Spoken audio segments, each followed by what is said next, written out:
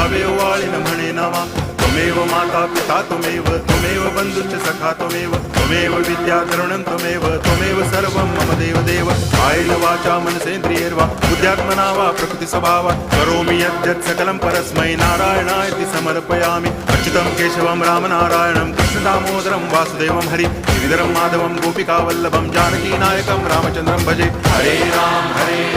Ram Ram Hare Hare Hare Krishna